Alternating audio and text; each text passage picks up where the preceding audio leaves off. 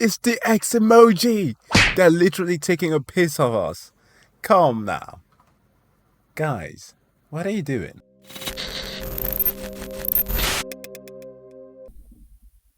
Hey, so imagine for a moment that you are going to school.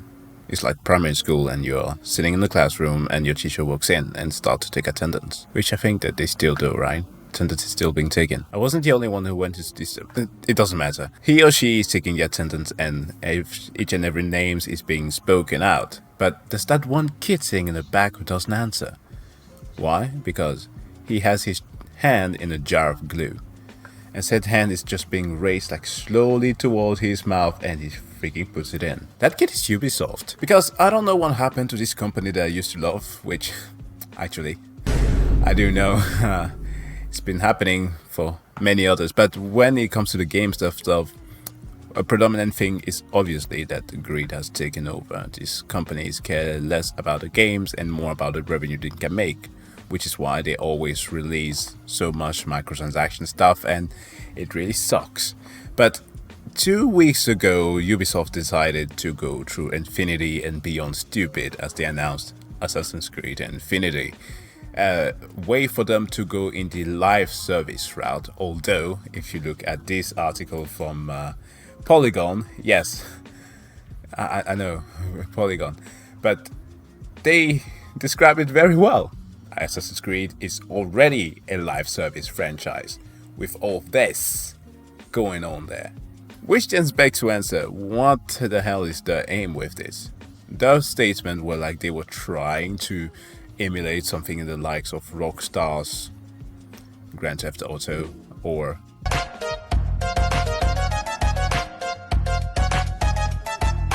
Assassin's Creed Fortnite. Are you kidding me? I get it. Fortnite, especially on one end, has seen tremendous success in what it engaged in. It's a game which marketing has blown and taken over the world with all these crazy events that they're able to do, the virtual concert and all that. Dope. But I don't see that as Assassin's Creed, and especially due to the fact that Ubisoft games have a very, very prominent problem. They share too much of the same DNA. Innovation is not really a huge thing of theirs. And I'll say that while acknowledging that many Ubisoft games are actually not that bad. Yeah, I know. You can release your rage towards me, it's fine. But when I was watching, for example, the E3 conference that was showcased by Ubisoft, I was just thinking, nobody wants to play these things. Like, show us some of the good titles. Where's Skull and Bones? Then you find out later that they've wasted $120 million because they could not figure out how to plan things correctly. I wanted a pirate experience. How hard was that to create an MMO with all the money that you have that would let you sail the sea? And Sea of Thieves came out. They missed the greatest opportunity of all times. Do you remember the pirate booty? My booty, my motherfucking booty. I have serious concentration issues. Jeez. Back on target. I'm watching E3 and I'm not liking what is being shown to me. But then I thought to myself, with the Wii came so many awesome games that were actually targeted to families. And a lot of it was Ubisoft game. And people enjoyed it. I enjoyed it. Rocksmith, I loved playing that.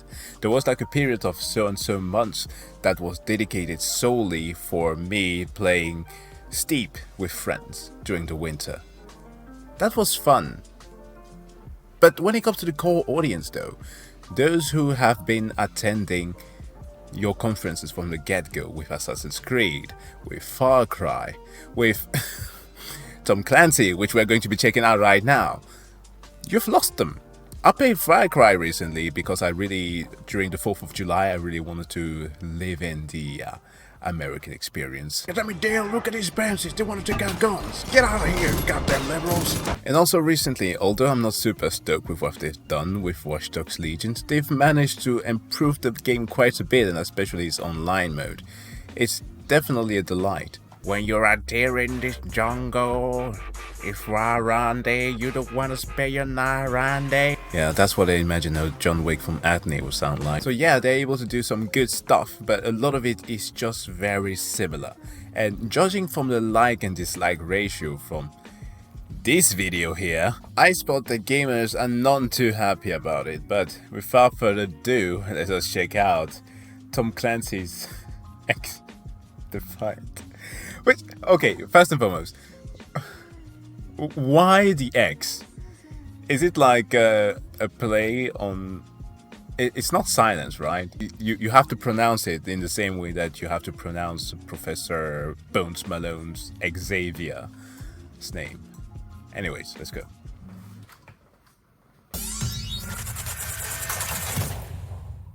Alright.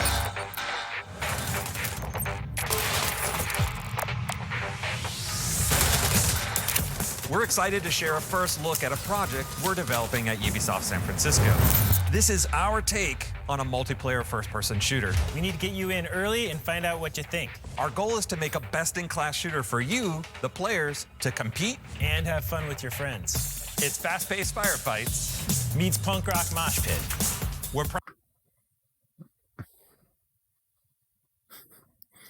No. I put the Jake Gyllenhaal meme or GIF right here.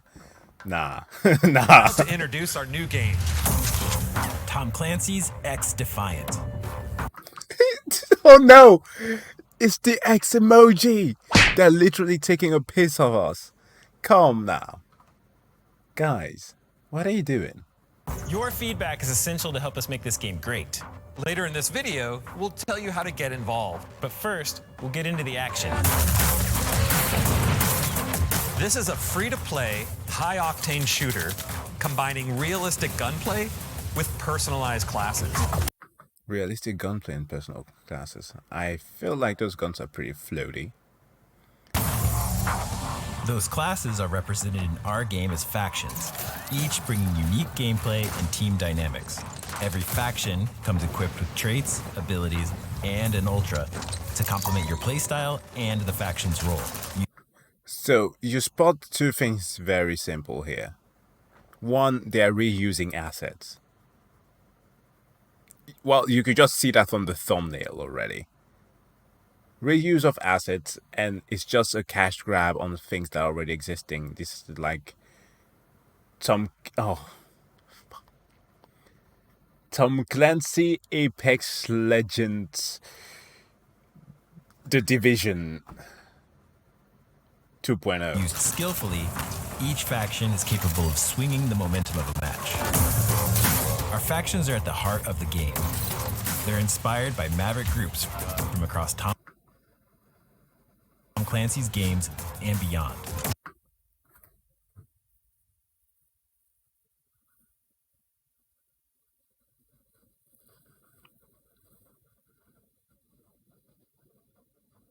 They said it. From across Tom Clancy's games. From this inspiration, we created new characters and gameplay unique to our shooter. And we'll continue to add to this diverse cast as the game evolves. Now, while factions help you define your role, we know to be a great shooter, the gunplay has to be our top priority. We have an ever-growing arsenal of authentic weapons and attachments. We put a lot of care into how our weapons look and feel. We've crafted every weapon attachment for precise, satisfying gunplay.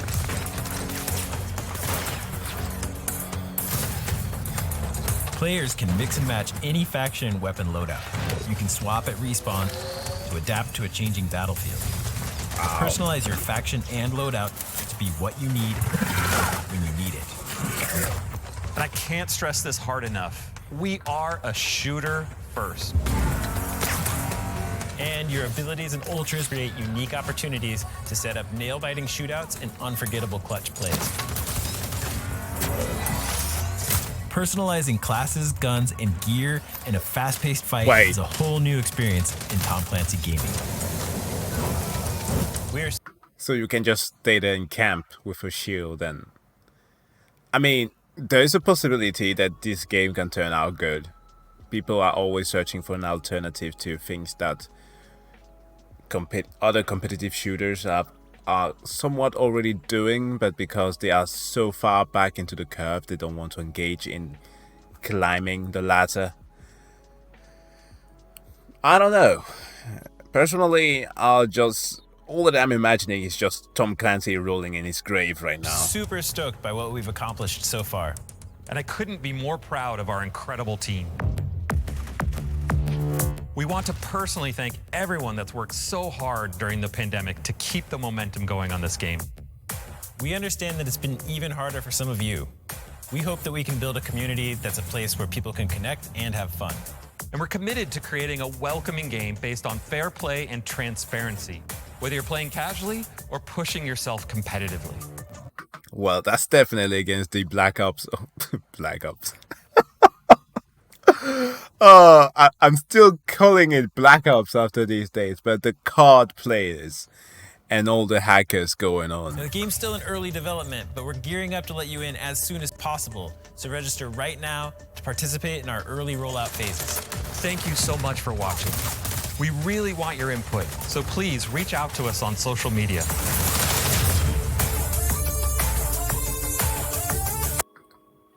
Alright, so the thing about this all is that Ubisoft have created such a massive gallery of assets that they can always just borrow from everywhere. It's obvious, and it's an ideal place for anybody who is just a relative, I wouldn't say new, but a competent game developer to join in and create something new. It's perfect. So for the devs, this is definitely an opportunity that is shining for them, especially since the pandemic has been happening. So it's great for them. But for the players who've been asking for getting Sam Fisher in a new game, no, they will literally give you everything else beside that very thing that you've been asking. And that's the problem. It's only me. That is Ubisoft's greatest problem. They don't listen to what you want. They give you something that fits with the metrics, and I mean, come on, guys. I'm laughing, especially because Stadia is still put there. Yo, if you're a Stadia fan, I'm sorry, I didn't mean to offend you. But yeah. But guys, are you signing up for XDefiant? I think I will. Actually, let me check out something in the what's it called? It's not Uplay anymore. What's it called? Ubisoft Connect. Yeah. But anyways, though, guys, thanks a lot for checking this out. If you like the reaction, leave it in the comment section below. If you want me to cover some other video games, leave them in the comment section below. You can always come back for some gaming news, some Warhammer stuff, obviously. That's the main thing of the channel at the moment. But reactions, definitely stick around. And I wish you all a wonderful day. And well, depending on where you are in the world, have a good one. And I'll see you guys next time. Bye.